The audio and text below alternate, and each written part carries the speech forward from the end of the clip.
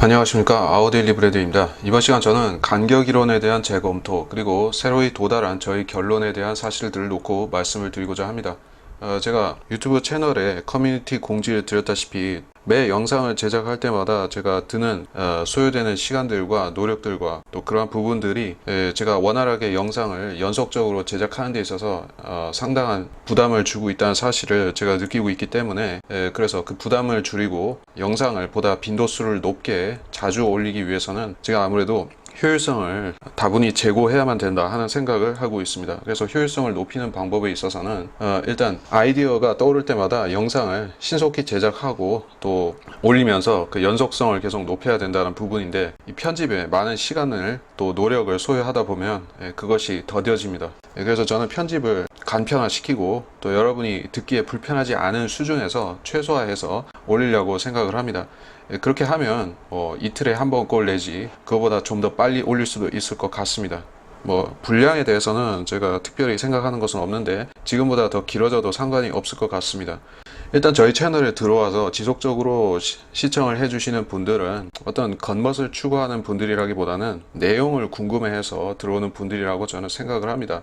어떤 화려한 영상 효과나 이펙트를 기대해서 보는 것은 딱히 아니라고 생각을 합니다. 그래서 그런 부분들은 대폭 간소화 시키더라도 저는 내용에 보다 치중하고 싶은 생각을 하고 있습니다. 자, 그래서 제가 이번에 주제로 잡은 것을 말씀을 드리겠습니다. 간격 이론이라는 것이 무엇인가? 여러분은 세대주의를 전문적으로 알아보지 않으셨다면 모르실 수도 있습니다. 이것에 대해 모르신다면 제가 그분들께는 참고적으로 Dispensational Truth라고 하는 이제 세대적 진리라는 책을 한번 교양 차원에서 읽어보실 것을 권해드립니다. 굳이 안 보시더라도 상관은 없지만 이것은 이 시대에 기독교계를 상당히 달구는 이슈이기 때문에 여러분이 읽어보셔도 기초 지식 차원에서 많은 도움을 받으실 거라고 생각을 합니다. 그래서 일단 제가 이 간격 이론이라는 것을 오랫동안 신뢰를 해 왔었습니다. 제가 공부했던 여러 가지 쌓인 지식들을 고려해 볼 때 이것을 다른 쪽으로 전환한다는 것은 쉬운 일이 아닙니다. 사상을 어떤 사람이 좌에서 우로 바꾼다든지 또는 우에서 좌로 옮긴다든지 이를테면 정치 사상적인 부분에 있어서도 이게 결코 쉬운 일이 아니라는 것을 아실 것입니다. 그만큼 사람이 한번 틀이 잡힌 사상이라는 것을 180도 전향을 한다는 것은 굉장히 힘든 일인데, 특별히 신학이라는 분야는 정치 사상보다도 더 인간의 근본 선악에 관련되는 부분이 다 있기 때문에 이것을 바꾼다는 것은 어지간해서는 일어나지 않은 일일 뿐더러 시도하는 사람도 사실상 별로 없습니다. 그래서 한번 어떤 사상에, 즉 그 신학 사상에 몰입한 사람은 그것을 죽을 때까지 갖고 가는 성향이 강하다는 것을 저는 말씀을 드리겠습니다.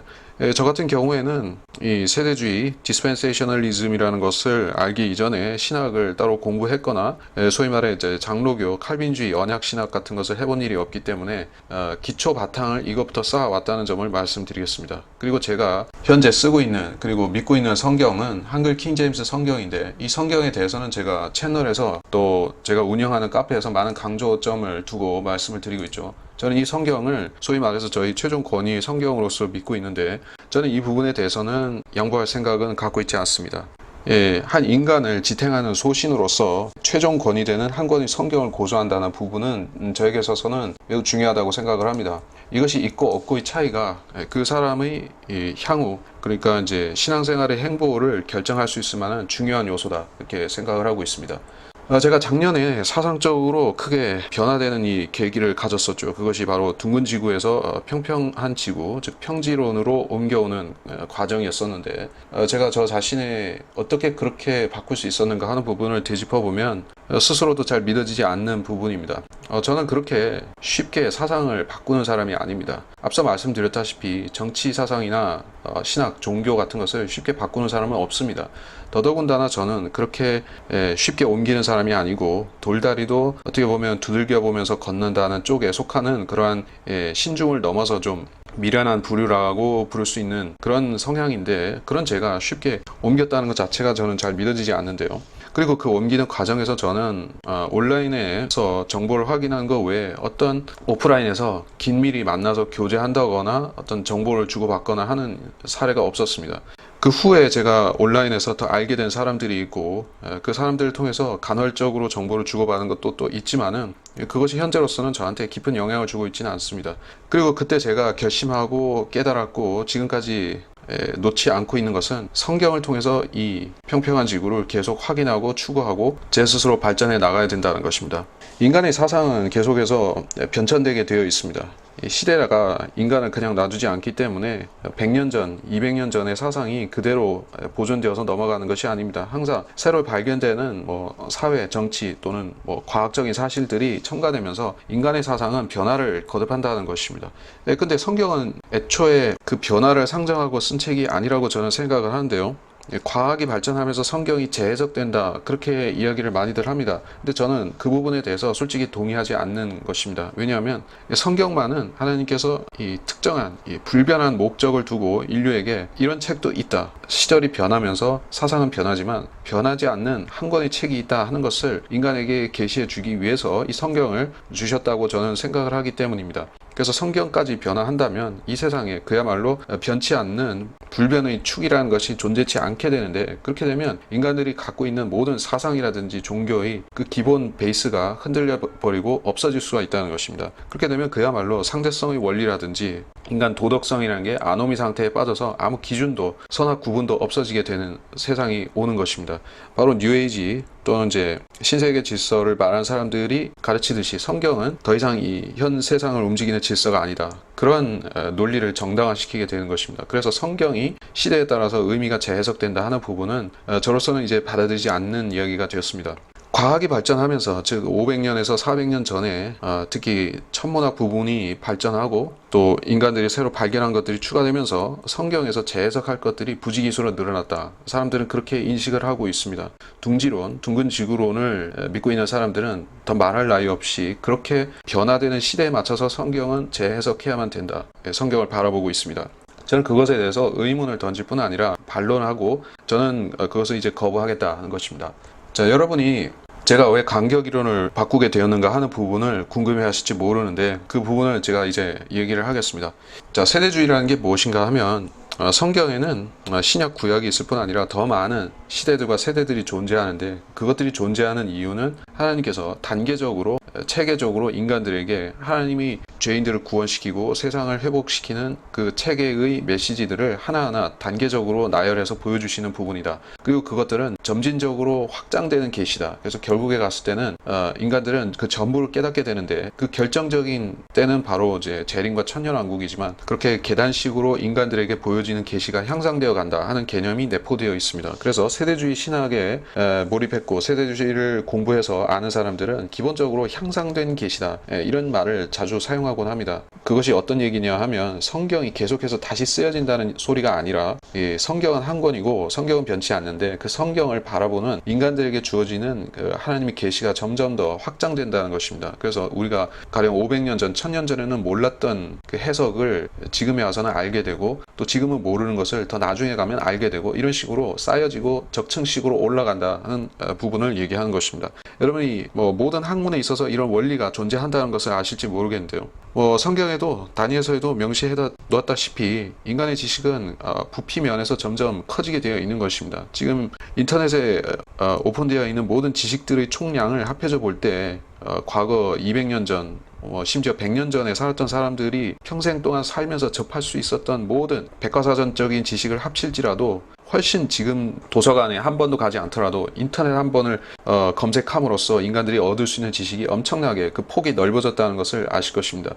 그런 면에서 봤을 때는 지금 성경을 공부하는 사람들은 과거 시대의 사람들보다도 훨씬 이 좋은 여건에서 성경을 접하는 것은 분명히 맞다고 생각합니다.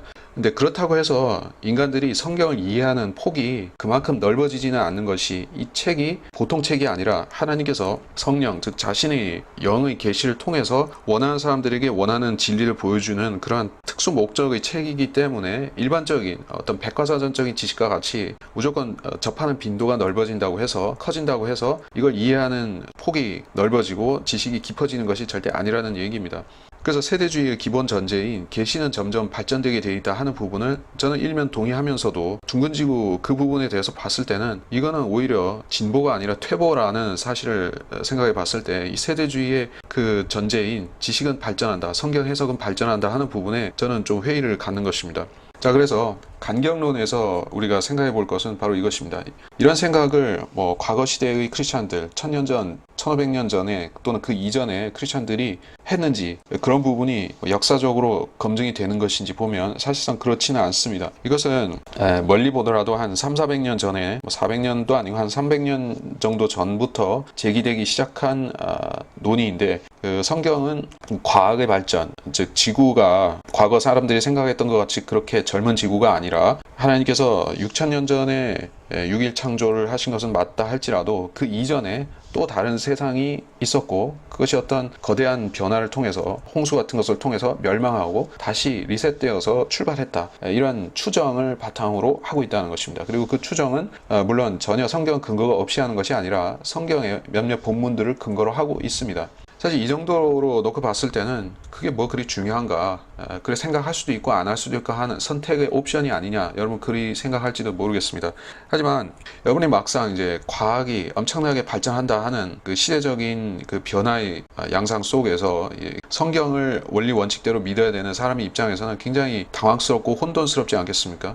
그냥 과학을 아예 무시하고 성경만 들여다본다면 상관없겠지만 세상에서는 계속해서 성경이 이런 면에서 틀렸다, 오류가 있다 계속 얘기를 하는데 전혀 맞대응을 하지 않는다 하면 그것은 즉 그 그리스도인, 그 사람의 그리스도인 편에서는 고립된다는 것을 의미할 수 있다는 것입니다. 그래서 고립되지 않기 위해서 그 간격이라는 것이 본격 대두되게 되었는데, 그래서 이 논리는 단순합니다. 지구의 역사는 장구한 역사를 가지고 있다, 6,000년이 아니다 하는 것이 기본 베이스에 깔려져 있습니다. 자, 이것을 의미를 좀 다르게 해석한다 할지라도 즉 뭐 만년이다, 10만 년이다, 100만 년이다, 뭐는 뭐 몇억 년이다 하는 식으로 옵션을 다르게 붙일 수는 있어도 어쨌든 이 갭 티오리를 주장하는 사람들의 경우에 6,000년보다는 훨씬 길다, 이런 전제가 깔려져 있습니다. 자, 이걸 기억하시고 이 이론을 들여다보시면은 한 가지 보일 것입니다. 과학이 성경의 해석에 상당히 심각한 깊은 영향을 준 것은 사실이구나 하는 것입니다. 사실 이 간격 이론만큼 과학에 심대한 영향을 받아서 탄생한 이론은 없다고 생각할 수 있습니다. 과거 뭐 중세 시대나 고대 시대의 성경 해석들이 이만큼 어떤 과학 발견에 의해서 심대한 변화를 받았던 적이 없었다는 것입니다. 근세 시대에 이런 현상이 나타났고, 그리고 그 시기가 그 소위 과학의 발견들, 지리적 발견들이 이루어지는 시기에 성경을 이 세상의 유일한 과학적인 원리로 믿고 있었던 그 사람들의 사상이 퇴조하고 새로운 과학 중심적인 세계가 형성되고 이 산업혁명이 일어나고 이런 과정에서 모두 발생한 것이 이 간격 이론에 관련된 이 신학의 발전이라 하는 것입니다. 그래서 저는 이 시대적 분위기, 시대적인 풍조에 영향을 받았다는 부분을 주목하고 싶고, 성경은 기본적으로 시대적인 그 풍조에 영향을 받아서 해석을 바꾸면 저는 안 된다라고 생각을 합니다. 왜냐하면 이 성경에 나오는 모든 진리들은 시대 불변하기 때문입니다. 해석자에 따라서 오고 가고 하는 것이 아니라 시대 불변한 말씀을 저는 하나님께서 이 책에 넣어두셨다고 생각합니다. 그래서 사람들이 이 시대에 맞춰서 해석하겠다 해서 과학적인 의미를 억지로 추출한다든지 또는 내가 이해할 수 없기 때문에 이 표현은 시적이고 은유적인 표현이다 그렇게 간주한다든지 하는 것은 이거야말로 성경을 견강부회식으로 잘못 해석하는 오류, 패착이 된다는 말씀을 드리겠습니다. 태초에 하나님께서 하늘과 땅을 창조하셨느니라. 땅은 형체가 없고 공허하며 어둠이 깊음의 표면에 있으며 하나님의 영은 물들의 표면에서 거니시더라. 창세기 1장 1절로 2절의 말씀. 자, 이 간격이론 논란에 있어서 핵심이 되는 본문이 바로 이 창세기 1장 1절로 2절의 말씀이죠. 이 문제에서 여러분은 무엇을 생각하시면 되냐? 하나님께서 하늘과 땅을 창조하셨는데 그 땅이 형체가 없고 공허했다는 사실이 믿어지지 않는다 했을 때 여러분은 간격이론으로 가게 되는 것입니다. 그러나 원래 그랬다라고 생각할 때 여러분은 간격이론을 믿을 필요가 없습니다. 그래서 이 1장 2절에서의 표현을 여러분이 깊이 들여다볼 필요가 있다, 저는 그런 생각을 합니다. 그러기에 앞서서 1절에 나오는 하늘과 땅이란 과연 문자적인 하늘과 땅을 가리키는 것인가요? 아니면은 어떤 추상적인 다른 의미가 될까요? 저는 성경의 문자적인 해석을 존중하고 문자적인 것이 모든 해석의 베이스를 이룬다고 판단하는 입장에서 봤을 때는 이것은 문자적이라고 생각합니다. 성경에서 하늘과 땅이라고 했을 때 그것은 어떤 철학적인, 즉 그리스나 다른 철학자들이 주장하는 바와 같이 어떤 물질의 기초 원리라든지 뭐 시간, 공간, 물질이라든지 철학이나 형이상학에서 논할 법한 그러한 주제로 바꿀 수가 없는 문자적인 단어의 경우가 많습니다. 특별히 창세기 1장 1절은 우리 인간들에게 하나님께서 자신의 이 창조의 내력을 보여주시기 위해서 그야말로 시작점을 찍는 그러한 문장인데 여기에 상징이 개입되었다 했을 때 이것은 상당히 심각한 문제가 될 수 있는 것입니다. 자, 성경이 어려운 책일 수도 있지만 많은 식자들에게 있어서나 배우지 못한 사람들에게 있어서나 어려운 책이지만 또 하나님께서 기본적인 진리들에 대해서는 그렇게 어렵게 말씀하시지 않으셨습니다. 이 세상의 창조 내력을 말씀하시는 부분은 모든 배웠거나 배우지 못했거나 뭐 서양이나 동양 사람이거나 뭐 흑인이거나 누구거나 간에 이것을 이해하기 어렵다고 하면은 성경의 기본 메시지 전달에 있어서 실패한 거 아니겠습니까? 하나님은 절대 그렇게 성경을 어렵게 창조 내력을 기술하실 이유가 없습니다. 왜냐하면 이것은 모든 사람이 반드시 알아야만 되는 진리라고 여겨지기 때문입니다. 그래서 이 말씀을 상징이나 비유로서 해석하게 되면 하나님께서 이 창세기 1장을 보여주신 그 원래 뜻에 위배된다고 저는 생각을 합니다. 가급적이면 성경은 문자적으로 해석해야 되는 책이지만서도 특별히 1장 1절은 매우 문자적으로 해석해야만 되는 것이라고 저는 여깁니다. 그렇게 봤을 때 이 하늘과 땅은 실질적인 지구 또는 이제 우주를 믿는 사람들 입장에서는 지구 행성과 우주 그렇게 되겠죠. 자, 그렇게 되면 무슨 문제가 생기든가 저는 그걸 말씀드리겠습니다. 자, 태양계 솔라 시스템이라는 것이 존재하고 그 솔라 시스템은 은하계 속을 회전하고 있다 그렇게 생각을 합니다. 그리고 은하가 있으면 그 위에 은하 단위 있고 더 큰 단위의 별들의 무리가 있고 그런 식으로 단위가 올라가는 것이 이 우주에 생성되고 유지되는 형태다 그렇게들 이야기를 합니다. 자, 근데 이 이론의 근본적인 문제는 무엇이냐 하면은 창세기 1장 1절에 전혀 위배된다는 사실입니다. 그래서 성경 창세기를 문자적으로 믿는 사람들의 경우에는 빅뱅설을 진지하게 믿는 것은 아예 불가능합니다. 여러분이 잘 보시면 기독교인들 중에서 나는 빅뱅을 믿소이다 라고 얘기한 사람들은 자유주의, 리버럴리즘이라든지 그런 경우에 아니면은 적어도 복음주의나 근본주의 쪽에서는 큰일 날 소리 한다 이렇게 되는 것이 맞죠. 그래서 빅뱅을 거부하고 진화론을 거부하고 여기까지는 좋다 이겁니다. 그래서 거부했으면은 그 다음에 성경적인 대안이 합리적으로 제시가 돼야 될 텐데 그게 없다는 얘기예요. 창조과학자들은 뭐라고 하겠습니까? 그냥 있었다 이렇게 가르치는 실정입니다. 무슨 얘기냐면 그들은 진화론자들과 빅뱅론자들이 얘기하는 그러한 우주를 그것은 존재한다. 그러나 원래 그렇게 생겨 먹은 채로 만들어졌다라는 이상한 결론을 도출해서 사람들에게 믿으라고 하는 것입니다. 그러니까 이제 어떤 현상에 대한 해석을 우리가 할 적에 원인이 틀렸으면 결과도 틀린 것이고 결과가 맞으면 원인도 맞다고 보는 것이죠. 근데 빅뱅이라는 것의 결과물이 우리가 봤을 때 이것은 뭐 성경적으로도 안 맞지만은 상식적으로도 좀 이상한데 성경의 창세기 1장 1절이라는 그 원인에다 맞춰봤을 때는 전혀 어그러지는 안 맞는 결과가 나온다는 것입니다. 근데 이 안 맞는 것을 억지로 이 누더기를 기워가지고 맞추는 것이 바로 이제 창조과학이라는 그 학문에서 하고 있는 일인데 그래서 결국에 엄청난 믿음을 요구하는 것입니다. 이렇게 믿으라고 하는 것 자체가 엄청난 믿음을 요구하는 사안입니다. 그래서 어쨌든 믿었어요. 그래서 존재했다. 그렇게 되면은 결국에는 이 하늘과 땅 이것이 만들어졌다는 것을 뭘로 해석해야 되겠습니까? 하늘은 우주요. 땅은 뭡니까? 뭐 수금지와 목토 천의 명은 물론이요. 그에 플러스해서 수억만 개 플러스 억만 개 플러스 억만 개의 별들이었다. 이렇게 되는 것이죠.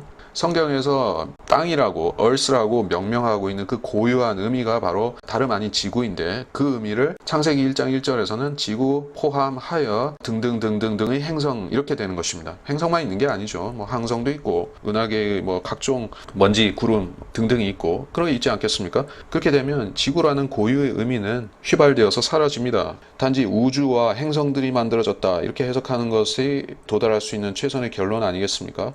이 부분에 대해서 여러분이 가장 최신의 창조 과학 크리에이션 사이언티스트들에게 가서 물어보셔도 시원한 대답 절대 들으실 수가 없습니다. 그들은 빅뱅의 결과를 인정하면서 창세기 1장 1절에서는 행성들과 우주가 있었다 이렇게 얘기할 뿐이지 무엇을 제대로 알지 못합니다. 자, 그래서 그 모든 문제가 결국에는 둥지론, 둥근 지구론에서 출발한 문제이고 거기에 원죄가 있다고 판단하는 것이 맞습니다. 이런 잘못된 전제를 놓은 상태에서는 6,000년 전에 지구가 만들어졌다고 믿든지 6억만 년 전에 만들어졌다고 믿든지 어떻게 믿든지 간에 다른 결론은 절대로 나올 수가 없습니다. 거기다가 여기 한 가지 더 불에다가 기름을 끼얹는 격으로 문제를 악화시킨 것이 간격이론이라고 저는 보는데요. 결국에 지금 오래된 우주, 오래된 지구를 믿는 사람들의 강력한 그들의 주장에 대해서 기독교가 대응을 하기 위해서 내놓은 것이 그래, 지구도 오래되었고 우주도 오래되었던 것이 맞다. 그리고 그것이 창세기 1장 2절에 나오는 바 형체가 없고 공허하며 어두움이 깊음의 표면 위에 있는 그것이 바로 이제 우주가 나타나게 된 그 배경이다 하는 그런 주장을 하는 것입니다. 자, 그래서 이 구절을 1장 1절에 하늘과 땅은 문자적인 것이고 지구와 하늘입니다. 그렇다면 2절에 나오는 물들과 기품이라는 것은 어떤 현상을 가리키는 것일까요? 여기에 홍수가 있었다, 홍수가 일어났다라고 주장하기 위해서는 물들이 땅을 덮쳤다 하는 부분을 설명할 수 있어야만 됩니다.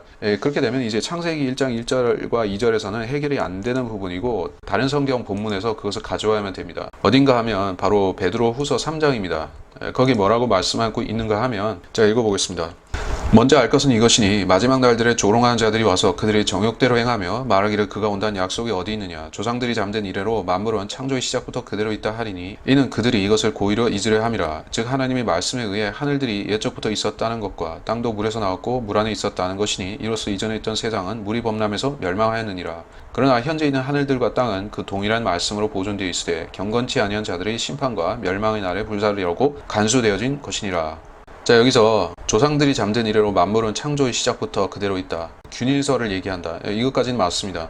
지나오는 자들은 홍수가 지구를 덮었다 하는 부분에 대해서 전지구적인 홍수 이런 걸 안 믿죠. 물론 그들은 빙하기라든지 그 공룡 시대를 얘기하지만은 이런 대홍수 얘기는 그들은 믿지 않습니다. 근데 성경은 그걸 말씀한다. 그리고 창세기에 노아의 홍수가 나오죠. 성경에서 온 세상을 뒤덮은 홍수다 했을 때 그 유일한 근거는 노아의 홍수입니다. 그 베드로후서 3장에서 또 다른 홍수를 얘기한다 이런 오해가 우리가 읽었던 3장 6절인데요. 이 3장 5절의 하반 부분을 6절과 결합해서 읽음으로써 이 오해가 나온 부분인 것입니다. 땅도 물에서 나왔고 물 안에 있었다. 그런 다음에 6절에서 이전에 있던 세상은 물이 범람해서 멸망하였다. 이 접속사가 이로써라고 연결이 되어 있는데 이것은 앞절에 나오는 물이 범람했다 하는 것, 그 물을 연결해서 얘기하는 것입니다. 즉 창세기 1장에서 그 물이 노아의 홍수를 일으킨 그 홍수의 근원이 되었다 하는 사실을 여기 말씀한 것 아니겠습니까? 저 노아의 홍수에 일어난 그 물은 지구라는 폐쇄 시스템 내부 안에서 일어난 사건이 아니라 외부에서부터 들어온 물이 읽힌 사건이다 하는 것이 창세기 7장 11절에 명시가 되어 있지 않습니까? 그 명시되어 있는 것을 감안했을 때 여기 베드로후서 3장에서 말씀하고 있는 바 그 홍수라는 것은 분명히 노아의 홍수를 가리키는 것이지 태초의 그 소위 루시퍼 홍수다 하는 것을 얘기하는 게 절대 아니다는 얘기입니다. 근데 이것을 간격론에서는 바로 그 간격론 자체의 강력한 증거다 이렇게 받아들이고 그렇게 교리로 확정해서 가리킵니다. 그리고 이걸 믿지 않는 것은 이제 하나님이 말씀에 대한 신뢰를 저버리는 극히 불경하다 이런 식으로 결론을 짓는데요. 사실 여기서 노아의 홍수 이외에 다른 홍수를 상정하는 것 자체가 이 전통적인 해석이라고 저는 보지 않습니다. 어떤 과거 시대의 그 천년 전 그 이전의 크리스찬들이 이런 식의 태초의 대홍수 이런 관념을 갖고 있지도 않았고 제가 아는 범위 안에서는 그런 가르침이 없었습니다. 그러다가 오직 간격론에서 이걸 가르치기 시작한 것이요. 그리고 이게 향상된 계시라고 하는데 여러분 이게 향상된 것입니까? 여기 베드로서 3장 6절에서 이로써 이전에 있던 세상은 이라고 했을 때 세상은 바로 인간 아담이 살고 있는 6일 창조 후의 세상을 가리킨 것이지 이전에 있던 세상이라는 것이 아담 이전의 세상을 가리킨 게 아니라는 얘기입니다. 또 한 가지 측면을 제가 전달하고 말씀을 드릴 것은 하나님께서 창세기 1장 1절에서 하늘과 땅을 창조하셨다는 사실을 말씀하신 것을 봤을 때 우리는 이게 문자적인 진리라고 접수가 됐으면 그 다음으로 그 문자적인 진리의 배경하에서 그 창조의 구체적인 양상들을 우리는 보게 되는 것이죠. 하늘과 땅이 먼저 있었고 그리고 그 하늘과 땅을 채우는 요소들이 등장하고 생명체들이 등장하고 그리고 마침내는 그 최종적인 단계로서 인간 아담이 등장하게 되는 것입니다. 이 모든 것들은 하늘과 땅이라는 배경적인 요소 안에서 이루어진 부가적인 창조의 작업들입니다. 자, 여러분이 이 사실을 순수하게 문자적인 진리로서 접수를 했으면 아무 문제가 없습니다. 흔히들 이렇게 얘기합니다. 성경 창세기 1장에는 천사들, 영적 존재들, 즉 하늘에 있는 그룹이라든지 스랍 또는 천사들의 창조에 대한 내력이 나타나지 않는다. 그렇기 때문에 그것들은 생략되어 있을 것이 분명한데 생략되었다면 그게 어디에 나와야지 맞을 것인가. 여기까지는 추리해 볼 만한 전제라고 봅니다. 근데 그럴싸한 부분을 찾았으면은 그 그럴싸한 부분이 얼마만큼 이게 앞뒤 문맥에서 맞는지 그거를 검증해야 되겠죠. 근데 천사들이 창세기 1장 1절이 그 부분에서 창조되었다는 것을 믿는 것은 이게 어떤 근거가 있습니까? 제가 그걸 물어보고 싶은 것입니다. 이게 근거 있는 추론입니까? 창세기 1장 1절에는 하늘과 땅을 창조하셨다고 했습니다. 물론 사람들은 이 하늘과 땅 안에 더 수많은 부가적인 요소들이 있었을 것이라고 추론을 할지 모르겠습니다만은 천사까지 여기에 창조되었다라는 근거가 되는 것이냐는 얘기입니다. 이건 근거가 없는 것이에요. 천사들이 1장 1절에 등장했어야 될 이유가 있냐 하는 질문을 저는 드리는 것입니다. 천사들은 창조에 동참하거나 하지도 않았습니다. 그렇죠. 그건 분명한 사실입니다. 하나님께서는 성부, 성자, 성령 이 삼위일체가 창조를 진행하셨지 천사들이 그것을 도왔다라고 말씀하신 부분은 성경 어디에도 없습니다. 다만 천사들은 새벽별들이 그 창조를 지켜보았다 하는 문맥은 있지만은 천사들 자체가 창세기 1장 1절부터의 창조에 동참하고 있지 않습니다. 자, 사탄에 관한 문제는 좀 얘기할 것이 있습니다.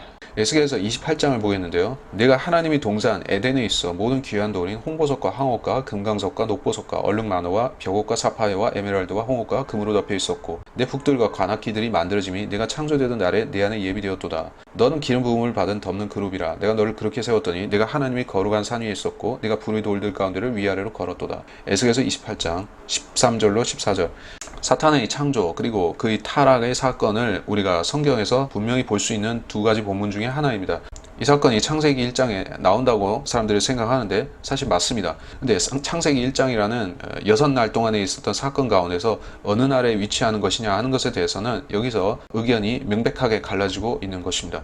그러면 어느 부분에 위치하는지 제가 그걸 찾아보려고 합니다. 이 사건이 일어나게 된 경위는 무엇입니까? 사탄이 창조되었는데 그는 원래 사탄이 아니었다라고 여기에 나오고 있습니다. 기름 부음을 받은 덮는 그룹이라 그러한 신원이 확인이 되고 있는데 그가 창조된 장소는 하나님이 에덴 동산이었던 것이 나오고 그리고 하나님이 거룩한 산이라는 곳에 또한 오르내리는 일을 했던 것입니다. 간격 이론의 기초에서 설명하는 것은 이것은 아담이 창조된 그 에덴이 아닌 또 다른 에덴이다 이런 설명이 들어갑니다. 또 다른 에덴이라 하면은 뭐 화성에 있었던 에덴이다 그런 뜻은 아닐 것이고 또 지구가 원래 1장 1절에 창조되었다가 1장 2절에 회파가 되었는데 망가지기 전에 그 지구였다 뭐 또 잠기기 전에 그 지구였다 이렇게 얘기를 하는 것입니다. 뭐 좋습니다. 그래서 또 다른 에덴이 원래 있었다라고 치고 그렇다면 여기서 사탄이 창조되었어요. 그렇다면 이제 여기에 여러 가지들이 나오지 않습니까? 홍보석과 황옥과 금강석과 녹보석과 보석들이 쭉 나오고 있습니다. 그리고 북들, 관악기들, 뭐 인간들도 악기를 사용하지만 천사들도 뭐 하프도 있고 악기를 쓰지 않습니까? 그래서 이 천상의 존재들이 창조된 상태라는 것을 우리가 익히 짐작할 수 있지 않겠습니까? 이런 하늘의 찬양대라는 그 요소들이 구비가 되어 있다라고 생각한다면은 천사들도 마땅히 같이 또는 이제 사전에 준비가 되어 있든지 이런 상태에서 그룹이 만들어진 것입니다. 그리고 이 그룹은 아주 특별한 위치에 있는 그룹입니다. 기름 부음을 받은 덮는 그룹이다 했습니다. 기름 부음이라는 것은 그가 아주 높은 신분, 왕으로서의 권세나 또는 제사장, 여기서는 제사장이라고 보는 것이 맞겠지만 그러한 신분 높은 영적 존재다 하는 사실을 보여주고 있습니다. 바로 타락한 이후에 사탄이 원래 상태가 기름 부음을 받은 덮는 그룹이었다는 것입니다. 그래서 사탄이 창조되었고 그는 창세기 1장에서 세상에 있었습니다. 하나님께서는 지정학적으로 그가 존재했던 위치를 확인해 주고 계시지 않습니까? 하나님의 동산 에덴에 있었다라고 얘기를 하고 있습니다. 우리가 창세기 3장을 보면 옛뱀이 나오지 않습니까? 그 뱀이 에덴 동산에 있었죠. 덮는 그룹이 이 옛 뱀으로서 에덴 동산에 있었다는 사실을 자연히 연결시킬 수 있는 것입니다. 이거는 성경을 깊이 연구하지 않더라도 다 이해할 수 있는 사실 아니겠습니까? 근데 만일에 간격 이론에 따라서 설명하자면 사탄은 그때 창조되어서 에덴에 있었던 것이 아니라 그 6날 동안의 창조보다 훨씬 빨리 마이너스 10,000년을 해야 될지 10만 년을 해야 될지 뭐 억 년을 해야 될지 모르겠지만은 아주 오랜 옛날에 있었다 이렇게 생각하는 거 아니겠습니까? 그렇다면 그 사탄이 있었던 에덴은 완전히 또 다른 에덴이라고 해야 될 것입니다. 근데 하나님의 동산 에덴이란 말이 고유명사 아니겠습니까? 하나님이 동산인데 하나님께서 그 창세기 1장에서 에덴이라는 장소를 명명하실 때 아담을 위해서 주신 고유한 본향이 아니겠습니까? 에덴이 사탄이 사는 그런 뭐 본향이라든지 그에게 주어진 권세라든지 이런 식으로 표현이 묘사가 되고 있지는 않습니다. 에덴에서 창조된 그 피조물인 사탄은 에덴에서 살았던 것이 아니라 14절에 보게 되면 네가 하나님이 거룩한 산 위에 있었고 네가 불의 돌들 가운데, 불의 돌들이 뭔지는 정확히 알 수 없습니다만은 이것은 천상, 즉 하늘을 가리킨다고 생각해야 될 것입니다. 그래서 에덴은 땅에 있는 장소죠. 에덴이 하늘에 있다고 생각하면 이건 좀 곤란합니다. 창세기 1장 1절에 에덴이라고 생각할지라도 어쨌든 에덴은 지구에 있어야만 됩니다. 하늘에 있으면 에덴이 아닙니다. 덮는 그룹이 하늘로 갔지 않습니까? 14절에서 하나님이 거룩한 산 위에 자기 자리를 잡았어요. 그렇기 때문에 거기서 에덴에 있었다라고는 하지만 다른 장소로 갔지 않습니까? 하나님이 거룩한 산 위로 갔잖아요. 그러면 에덴은 왜 존재했던 겁니까? 창세기 1장 1절에 있었다면은 그 에덴 동산이 왜 거기 있어야 되는 겁니까? 에덴은 누구를 위해서 있었던 장소란 얘기죠? 그때 아담은 없었지 않습니까? 아담은 없었고 이브도 없었잖아요. 그러면 에덴은 누구한테 주려고 만든 거죠? 사탄한테 주려고 만들었다. 그렇게 됩니까? 에덴 동산이라는 지명을 창세기 1장 1절에 붙이면 안 되는 것이에요. 그래서 간격 이론에 따라서 사탄이 오리지널 에덴에 존재했다. 이런 식으로 가는 거는 이 설명이 틀렸다는 얘기입니다. 자, 성경에 에덴 동산, The Garden of Eden이라는 이 지명은 이 결합된 지명은 성경에 5번 등장하고 창세기 2장 3장에 3번이 등장하죠. 그리고 에덴이라는 그 지명만으로 놓고 보면 총 19회가 나옵니다. 그것들 중에서 에덴 동산 고유명사적인 의미와 분리되어서 또 다른 에덴을 말씀하는 대목은 한 번도 없습니다. 하늘에는 에덴이 없습니다. 그리고 에덴 넘버 1, 에덴 넘버 2도 없습니다. 에덴은 에덴이에요. 그러니까 이렇게 뭐 생각할 수도 있을 겁니다. 여러분이 가령 창세기 1장 1절에서 에덴이 있었다. 그런데 그것이 1장 1절과 2절 사이에 엄청난 소위 우주적인 홍수가 덮쳐서 물속에 꼬르륵 잠겼다. 그러다가 이제 물이 물러나면서 에덴이 다시 밖으로 나왔다. 이렇게 생각할지도 모르겠어요. 근데 홍수라는 게 어떻습니까? 그냥 가만히 잠갔다가 물이 빠지면 나오는 건가요? 엄청난 홍수가 일어났다. 그럼 쓰나미가 덮치든지 이런 거 생각하는 거 아니겠습니까? 그러면은 쓸려 가가지고 그냥 다 곤죽이 돼버렸다는 얘기 아니에요. 그러니까 창세기 1장 2절의 상태가 그야말로 땅이 물로 뒤섞여가지고 곤죽이 돼버렸다는 거 아닙니까? 그러면 에덴은 사라진 거예요. 그러면 에덴은 완전히 새로 창조를 해서 새로운 에덴이 나왔다는 얘기를 해야 되는 거 아니겠습니까? 그러면 오리지널 에덴, 그 두 번째 창조된 에덴 이렇게 말하는 게 맞겠죠. 우리가 이제 이런 것도 고려해 봐야 됩니다. 그 간격 이론에 맞춰서 봤을 때는 사탄의 타락과 아담이 거기 자리 잡은 사건들 사이에는 시대적인 간격이라고 할 만한 간격이 존재하는 거 아니겠습니까? 즉 6일 플러스 수천만 년 그렇게 되는 거 아니겠습니까? 그러면 사탄은 그 기간 동안에 어디에 있었다는 얘기죠? 물론 사탄이 있을 만한 장소는 있죠. 그건 둘째 하늘과 셋째 하늘 사이에서 머물렀을지 모른다. 이렇게 된 것입니다. 사탄은 실질적으로 그 둘째 하늘에 돌아다닙니다. 그런데 사탄이 이제 에덴 동산으로 들어오게 된 경위가 설명이 돼야 됩니다. 그 경위가 설명이 돼야 되는데 이게 애매하다는 얘기입니다. 어떤 면에선가 창세기 3장을 보게 되면 사탄이 어디에 있었습니까? 여기는 뱀이지만 그 뱀이 사탄이니까 그 옛뱀이 어디에 있었죠? 주 하나님께서 지으신 들의 어떤 짐승들보다도 뱀은 더욱 간교하더라. 그가 여자에게 말하기를 참으로 하나님께서 말씀하시기를 너희는 동산의 모든 나무에서 나는 것을 먹지 말라 하시더냐 하니, 자, 여기에 뱀이 최초 등장하는데 하나님께서 지으신 들의 짐승들과 동격으로서 이 얘기를 하고 있습니다. 즉 그가 창조된 장소는 이 땅이었다 하는 것을 우리가 충분히 알 수가 있는 부분이죠. 땅에서 창조되었습니다.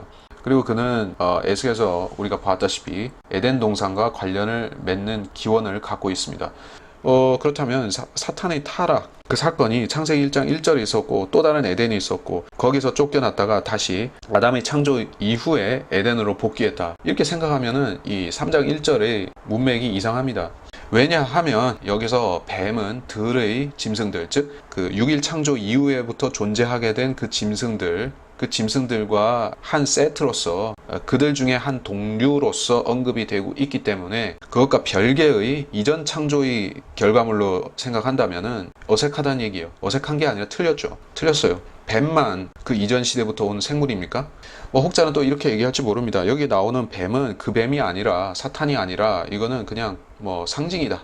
또는 이제 사탄이 거기에 빙의 된 것이다. 빙의, 씌운 것이다. 이렇게 생각할지도 모르겠습니다. 그것은 하나의 대안적인 해법은 될 수 있을지 모르겠지만은 정답은 아니라고 봅니다. 왜냐하면 여기 뱀과 사탄은 그냥 동격이에요. 빙의가 됐거나 이런 건 아니라고 저는 생각을 합니다.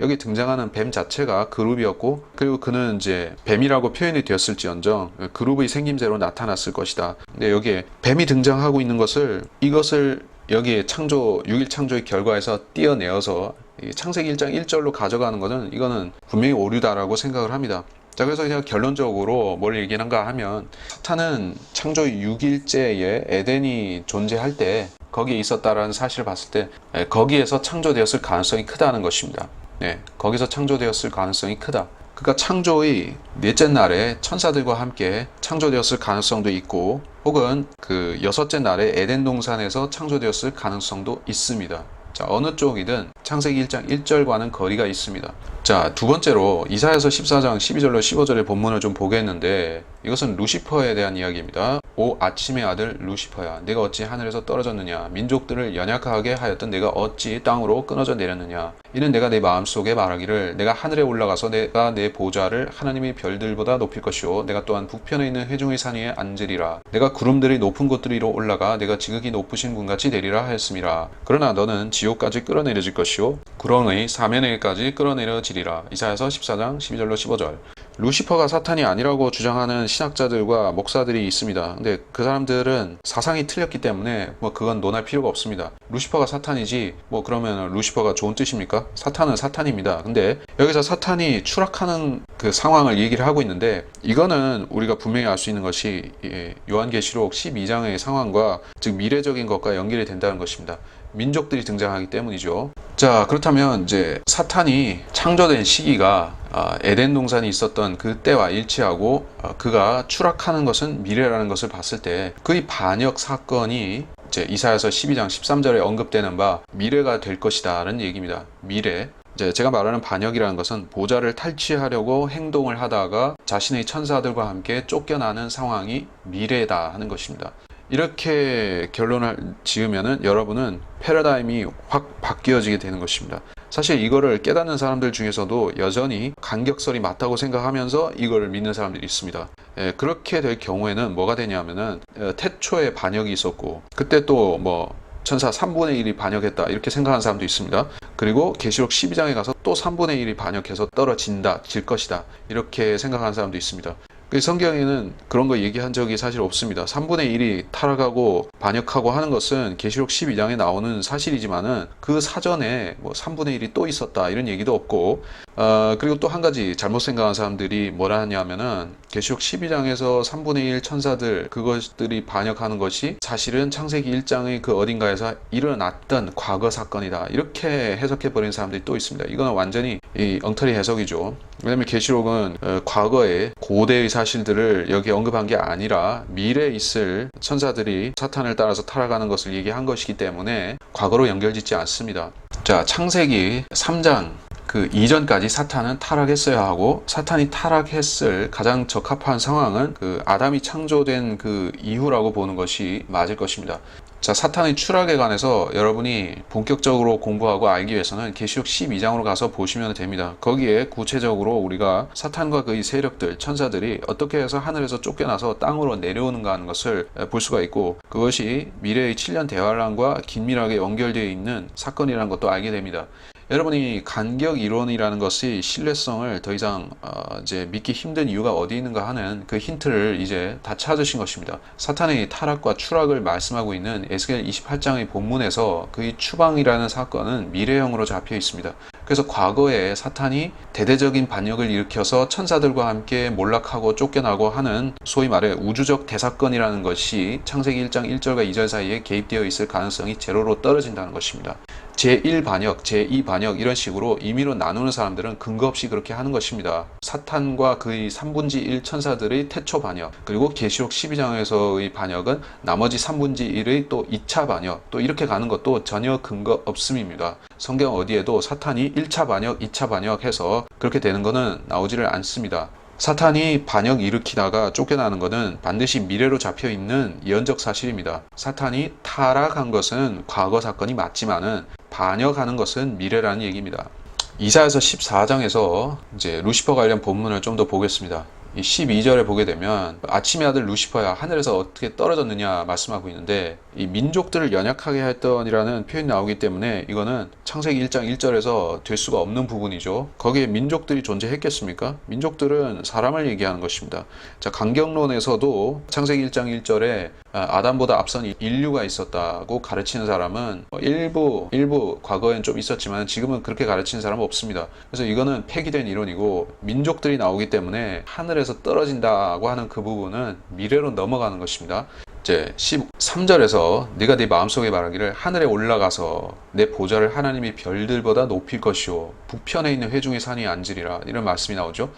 사탄이 자신의 보좌를 갖고 있다는 사실을 봤을 때 이것은 타락 이후라고 보는 것이 또 맞을 것입니다. 그리고 하나님이 별들보다 높인다고 하는 부분을 이거 문자적인 별들이다 또는 천사다 이렇게 나뉠 수 있지만은, 북편에 있는 회중의 산만큼은 문자적인 셋째 하늘 그 자체를 얘기하고 있는 것입니다. 그리고 이거는 미래형으로 잡혀 있는 사실입니다. 과거가 아니라 미래형입니다. 그래서 사탄이 이러한 엄청난 반역과 하나님께 대한 모반을 시도하는 것은 미래 사건입니다. 계시록 12장을 보게 되면 매우 확실하게 드러나는 사실이고, 사탄의 반역 사건, 천사들의 반역 사건을 창세기로 돌릴 이유가 없습니다.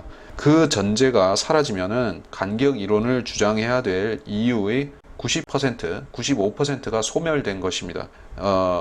제가 100%라고 얘기를 굳이 안 하는 것은 그 약간의 이유가 남아있는데, 그것은 과학에서 오래된 지구를 얘기하고 오래된 우주를 얘기하니까 그것이 일정 부분 맞다고 생각하는 사람은 간격 이론을 계속 갖고 가도 될 것입니다. 근데 사실 그건 별로 의미가 없는 얘기예요.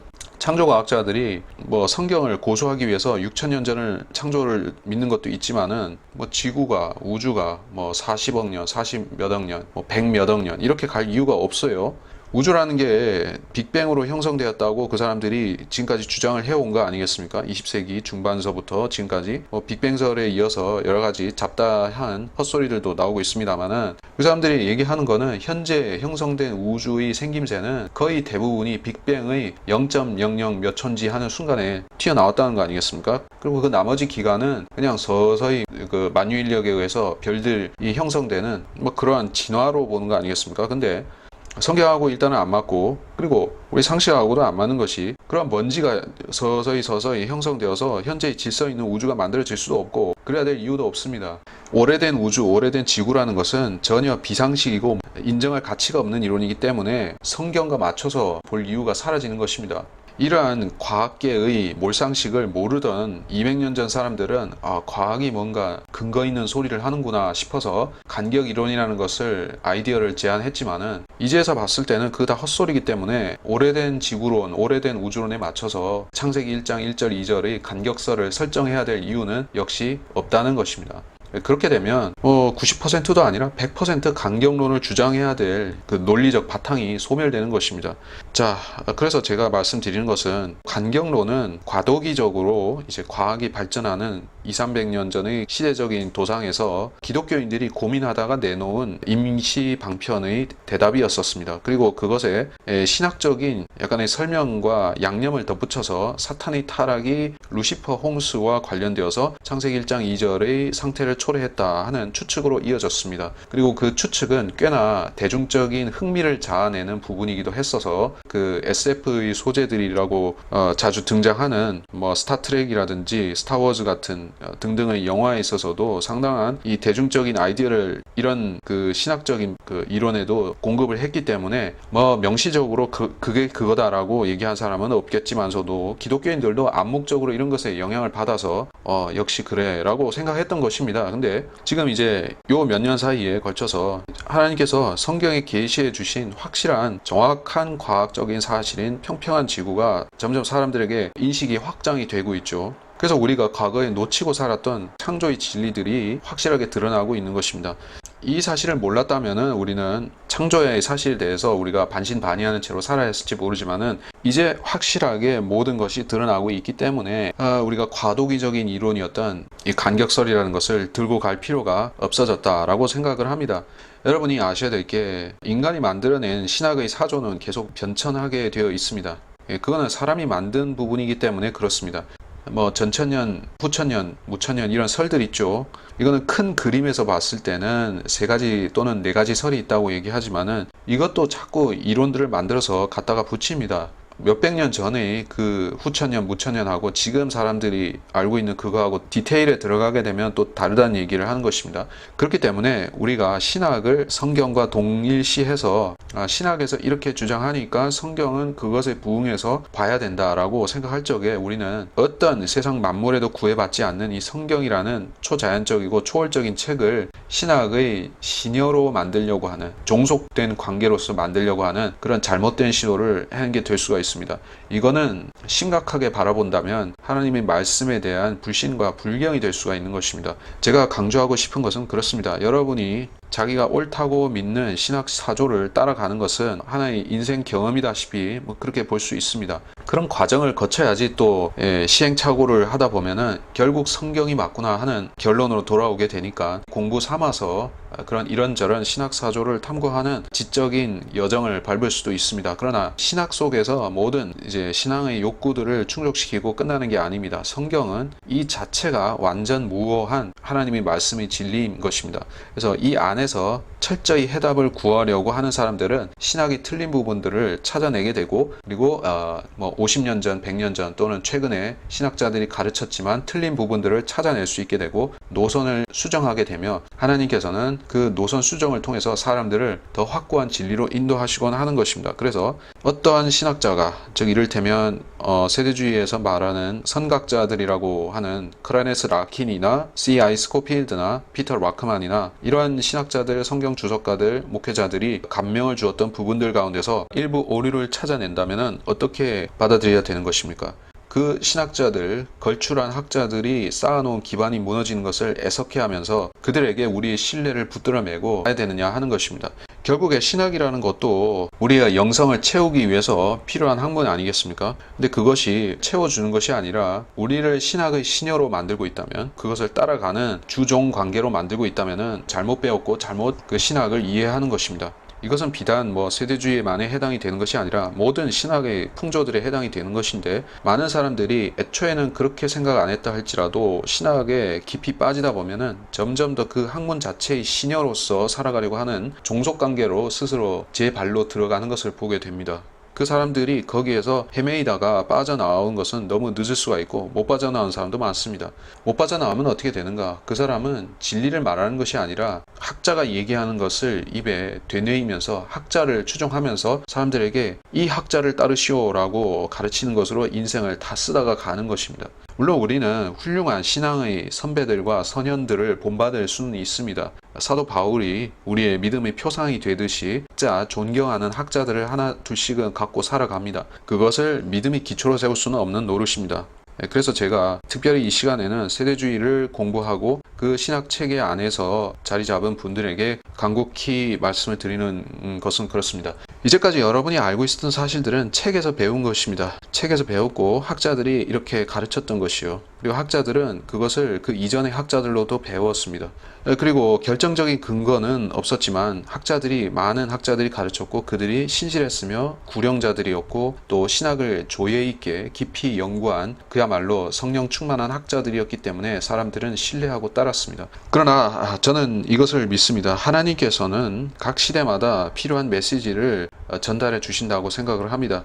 그렇다면 이 마지막 때 중에서도 마지막 때라고 할 수 있는 지금의 시대에 하나님이 긴요한 그 메시지는 무엇이겠습니까? 바로 이 세상의 창조에 대해서 눈 가리웠던 것을 바로잡고 바로 쳐다볼 수 있게 하는 그 신학인 것입니다. 그게 무엇일까요? 평평한 지구에 대한 사실을 인지하고 이거를 성경에서 찾아내는 것입니다. 사상은 변천하지만 성경은 영원합니다. 그리고 그 영원한 하나님의 말씀 성경에는 평평한 지구에 대한 폭넓은 진실들이 담겨 있습니다.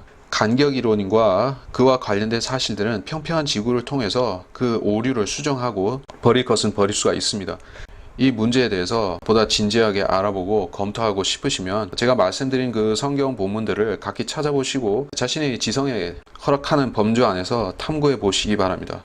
다음 시간에는 간격 이론에 대한 나머지 성경 본문들, 특별히 베드로후서 3장을 놓고서 많은 이야기를 드리고 싶은데 벌써 시간이 많이 되었기 때문에 이 1부는 여기서 마치고 다음 시간에 또 이어서 전달하겠습니다. 여기서 마치도록 하겠습니다.